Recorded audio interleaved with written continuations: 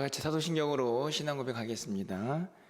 전능하사 천지를 만드신 하나님 아버지를 내가 믿사오며 그 외아들 우리 주 예수 그리스도를 믿사오니 이는 성령으로 잉태하사 동정녀 마리아에게 나시고 본디오 빌라도에게 고난을 받으사 십자가에 못 박혀 죽으시고 장사한 지 사흘 만에 죽은 자 가운데서 다시 살아나시며 하늘에 오르사 전능하신 하나님 우편에 앉아 계시다가 저희로서 산 자와 죽은 자를 심판하러 오시리라. 성령을 믿사오며 거룩한 공예와 성도가 서로 교통하는 것과 죄를 사하여 주시는 것과 몸이 다시 사는 것과 영원히 사는 것을 믿사옵나이다. 아멘. 우리 찬송가 288장 예수를 나의 구주 삼고 찬양드립니다. 288장입니다.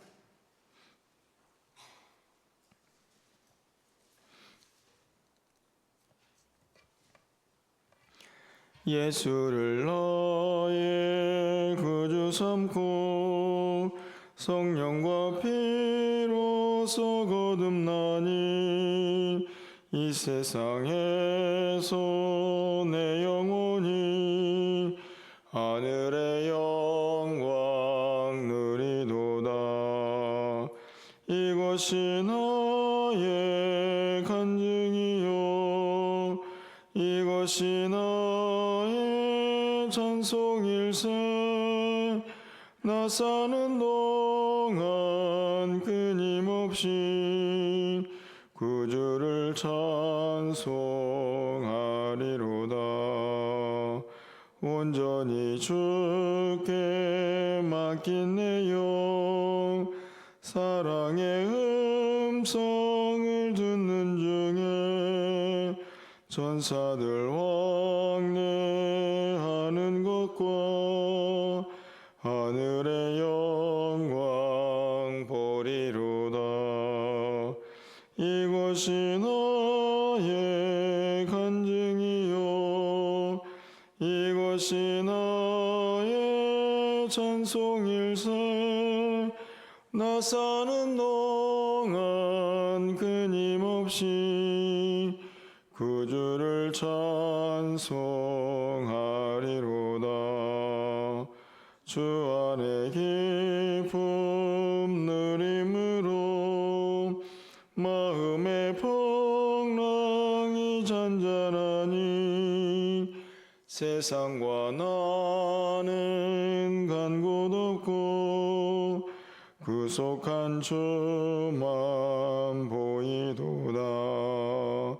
이것이 나의 간증이요 이것이 나의 찬송일세. 나 사는 동안 끊임없이 구주를 찬송하리로다.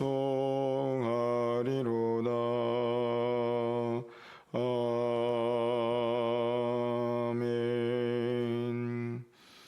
오늘 하나님 말씀은 시편 149편입니다. 1절에서 9절까지 말씀을 한 절씩 교독하고 9절은 함께 읽겠습니다. 할렐루야. 새 노래로 여호와께 노래하며 성도의 모임 가운데에서 찬양할지어다.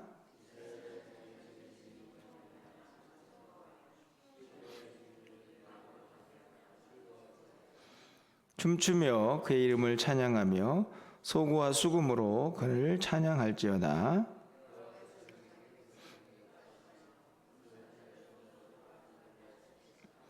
성도들은 영광 중에 즐거워하며 그들의 침상에서 기쁨으로 노래할지어다.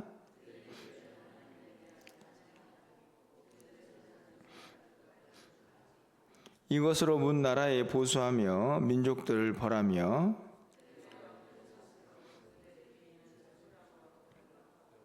구절입니다. 기록한 판결대로 그들에게 시행할지로다. 이런 영광은 그의 모든 성도에게 있도다. 할렐루야. 아멘.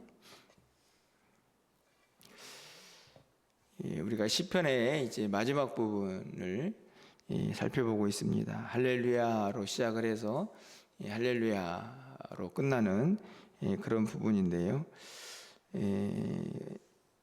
이 시편의 가장 큰 특징이라고 하면 당연히 이제 할렐루야라는 하나님을 찬양한다 하는 내용이겠지만, 우리가 그 가운데에서 꼭 기억해야 할 것은 그 찬양의 이유가 너무 분명하고 확실하게 이제 기록이 되어 있다 하는 것입니다. 어제는 우리가 찬양의 이유를 생각해 본다면, 하나님께서 온 우주 만물을 창조하셨고 그 솜씨를 온 세상에 다 담아 두셨기 때문에 하나님을 찬양해야 한다. 그의 피조물들은 마땅히 창조주이신 분을 찬양해야 한다는 것을 우리가 살펴보았는데요. 어떻게 어제 하루 하나님을 좀 찬양해 보셨습니까? 우주 만물을 좀 보시면서, 여러분 곁에 있는 좀 자연을 좀 보시면서, 또 나 자신을 좀 보시면서, 야, 하나님 참 대단하십니다. 혹시 그런 찬양을 좀 해보셨는지요? 오늘도 찬양을 할 이유가 분명히 기록이 되어 있는데요. 1절 말씀에 보면 새 노래로 여호와께 노래하며 성도의 모임 가운데에서 찬양할지어다. 여기서 말하는 새 노래가 사실은 이제 성경에 종종 등장하긴 합니다. 특별히 이제 시편에 자주 등장을 하는데, 여러분이 생각하는 새 노래는 어떤 노래입니까? 이제 사람들은 새 노래 하면은 뭔가 새로운 이제 멜로디에, 이제 새로운 가사에, 또 뭔가 이제 아예 없었던 뭔가를 새롭게 하는 그런 이제 노래로 생각을 하는데, 물론 의미가 맞죠. 근데 실제적으로 이 새 노래라 하는 표현들은 하나님께서 우리 모든 백성들에게 사실은 행하시는 모든 일들이 신비롭고 또 감탄스러운 일들이 아닙니까? 그런 일들이 사실은 똑같은 일이 반복되는 게 아니고 늘 우리에게 새롭게 다가오는 하나님의 은혜이기 때문에, 결국은 노래의 가사 내용을 좀 생각해 보면 결국 하나님께서 우리에게 어떤 일을 행하셨는가 하는 것이 그 노래의 가장 핵심이거든요. 우리의 찬양의 핵심이죠. 이제 그 노래가 새 노래다 하는 것을 생각해 보면, 하나님께서 우리에게 베푸신 놀라운 일들, 그 일들이 뭐 옛날에만 있었던 일들이 아니고 우리 모두에게는 늘 새로운 일이기에, 그 일을 경험하는 우리 모두는 하나님을 찬양할 때마다 새로운 마음으로, 새 노래로 하나님을 찬양하게 된다 하는 것을 의미합니다. 결국에는 이어지는 말씀과 동일하죠. 성도의 모임 가운데에서 찬양할지어다.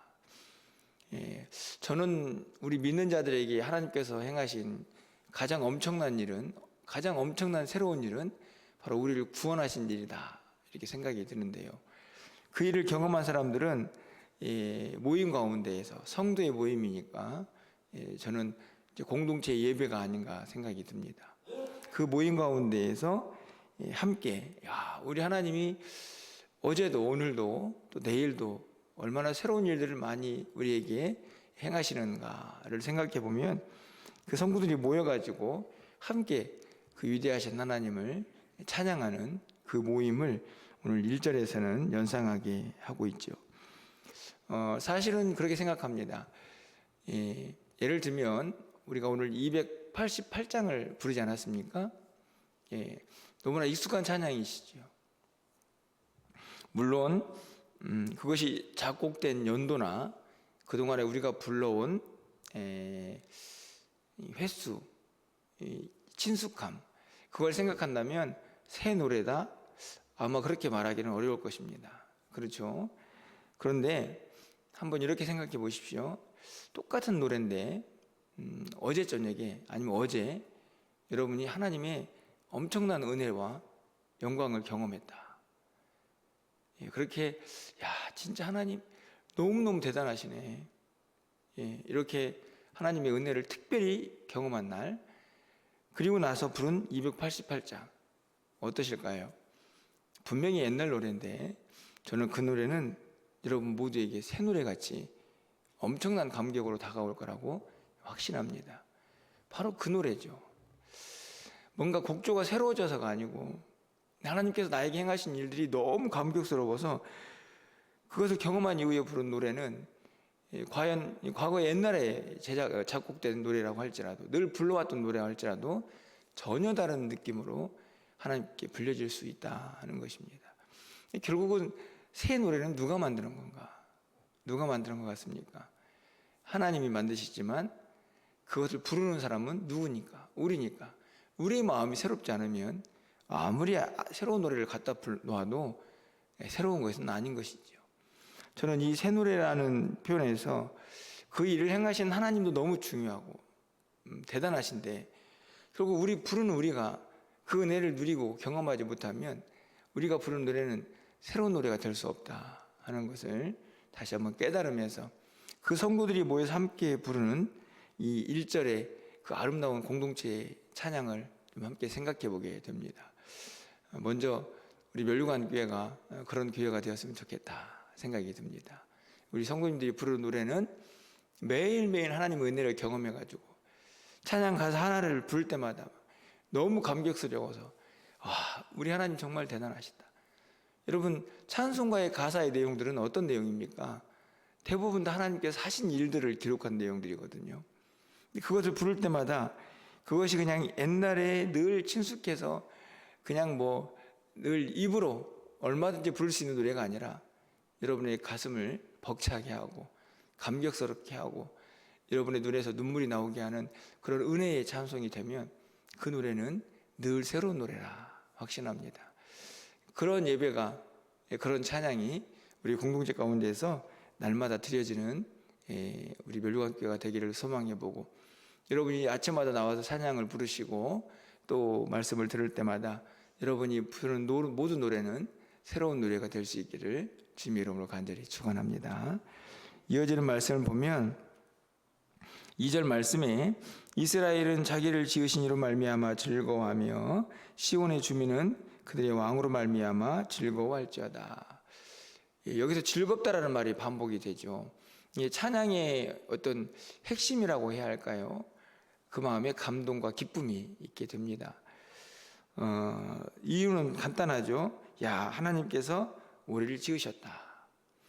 어제는 온 우주 만물을, 그렇죠, 그리고 또 이 땅에 많은 사람들을 다 지으셨는데 맨 마지막에 이스라엘 백성들, 하나님이 택하신 백성들로 그 범위가 좁아졌다면 오늘은 아예 처음부터 성도의 모임, 택한 백성들이고요.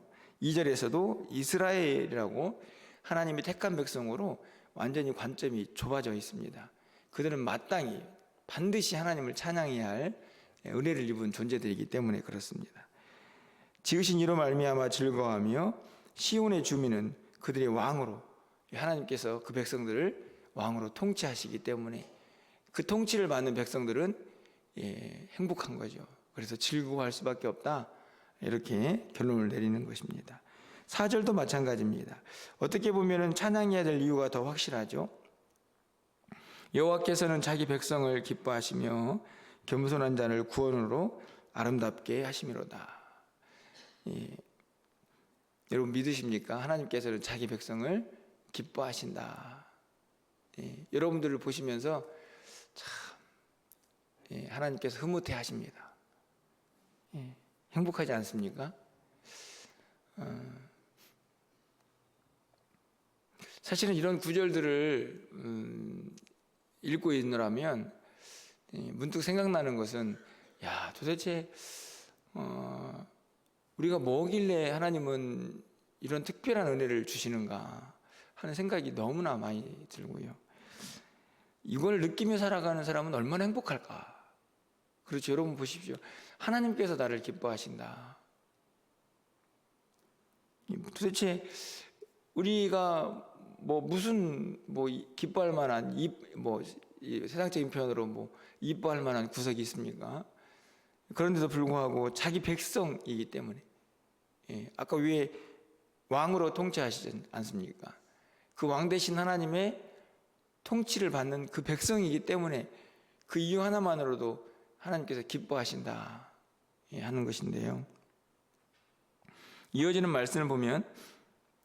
겸손한 자. 저는 이 겸손한 자는 어떠한 자인가? 이 4절에 있는 말씀과 동일합니다. 내가 하나님의 백성이고 하나님께서 나를 기뻐하시는구나. 그걸 아는 사람이죠. 그걸 행복해하는 사람, 감사하는 사람. 저는 그 사람이 겸손한 사람이라고 생각합니다. 그 사람에게 무엇이 주어집니까? 구원으로 아름답게 하신다. 여기서 아름답다라는 말이 참 신비롭습니다. 우리의 모습을 보면 사실은 아름다운 구석이 한 군데도 없는데 하나님께서 건져내셔가지고 우리를 아름답게 하시죠. 오늘 본문에 보면은 반복되는 단어가 하나 있는데요. 영광이라는 단어가 있습니다. 영광이라는 단어와 저는 견줄 만한 단어라고 생각이 드는데요. 우리를 건져내셔가지고 영화롭게 하셨다. 그게 아름다움입니다. 성도의 아름다움. 우리가 얼마나 귀한 존재인지 아시겠죠. 보고만 있어도 하나님이 내 백성이다. 참 기쁘다. 내가 저들을 건져내가지고 내가 영화롭게 했다. 우리의 모습이거든요. 여러분이 만약에 여전히 죄 가운데 있다면 절대로 아름다운 모습이 아니겠죠. 죄에 찌들고 얼룩지고 거기에 그냥 허덕이는 그런 사람일 텐데 우리를 건져내셔가지고 우리를 얼마나 영화롭게 하셨습니까? 의롭다. 그렇게 챙겨주셨는데 그 의로움이 우리에게는 더 없는 아름다움인 것이죠. 여러분 오늘 제가 말씀을 읽으면서 4절 이 한 구절만 붙잡고 우리가 살아도 얼마나 행복할까. 여러분의 삶의 모습이 좀 물론 힘들 때도 많이 있지 않습니까? 그럼에도 불구하고 이 4절에는 우리가 하나님 제가 기뻐할 수 없습니다. 뭐 이런 이유를 댈 수 있는 구석이 아무 데도 없습니다. 우리가 하나님의 백성이라는 거 사실은 우리의 형편과 전혀 무관하지 않습니까? 우리가 아무리 힘들고 어려워도 하나님의 백성이고 우리가 즐거워도 하나님의 백성이고 그건 변하지 않습니다. 근데 그 사실 하나만으로도 하나님께서 기뻐하시고 뿐만 아니라 구원하셔가지고 우리를 영화롭고 아름답게 하신다 하는데 우리가 어떻게 인상 쓰고 맨날 그냥 불평하고 한숨 쉬며 그렇게 살아갈 수가 있겠습니까?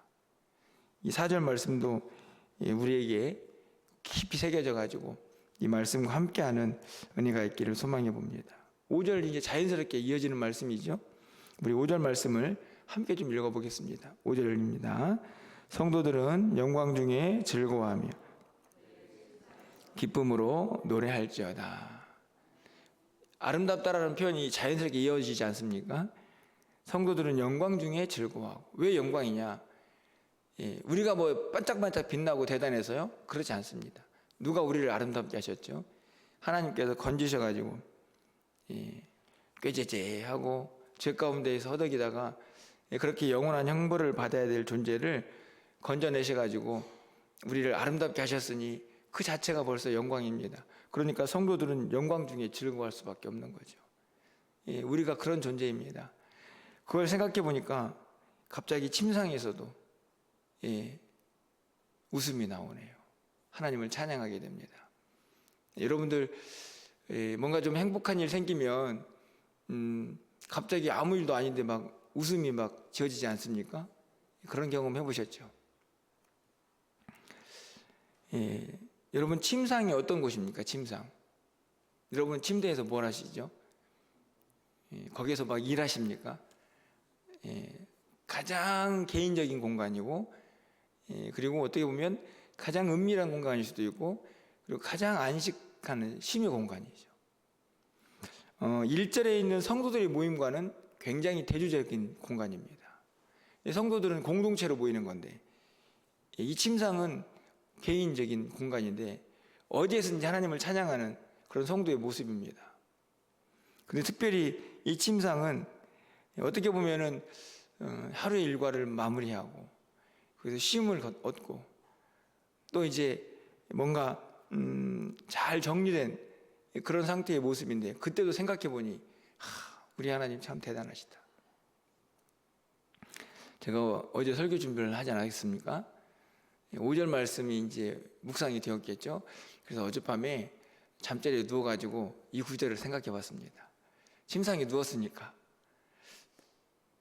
그래서 똑같이 했습니다. 하나님 감사합니다. 하나님 찬양합니다. 와, 오늘 하루도 정말 하나님께서 지켜주셔가지고 또 이렇게 잠자리에 눕네요. 제가 5절 말씀을 생각해 보면서 그렇게 기도를 하고 잠자리에 들었는데 너무 행복하더라고요. 그래서 또 느꼈습니다. 야, 말씀대로 사는 건 정말 복된 일이구나.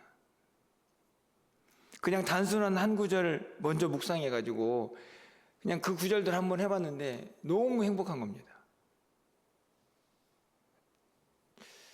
여러분 5절 말씀도 우리가 하나님의 그 아름다움을 덧입고 영광 가운데 또 살아가는 우리 모두가 이것이 우리에게 정말 즐거움이 되고 그 즐거움은 일상에서만이 아니고 그리고 예배 시간만이 아니고 침상에 누워서도 참 우리 하나님은 대단하신 분이다, 감사하다 라고 하나님의 그 위대하심을 찬양하면서 시작도 끝도 그렇게 늘 하나님과 함께하는 우리의 삶이 될 수 있기를 간절히 소망합니다.